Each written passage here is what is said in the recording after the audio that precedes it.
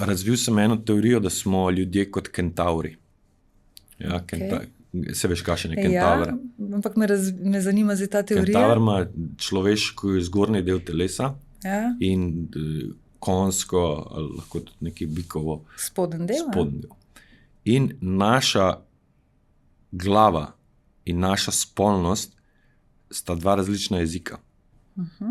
Lahko se ti z nekom se fantastično ujameš v glavi, pa se v spolnosti, ne. Se ujameš v spolnosti, pa se v glavi, ne. In če ni te simbioze, tega, da nekako, da je oboje na mestu, potem je tako, obe dve strani sta pomembni, a ne. In tukaj se prav iskati in se tudi, čeprav je sebično, da se ne takoj zadovolji, če je vse v glavi v redu, pa če vse v spolnosti, pa če v redu.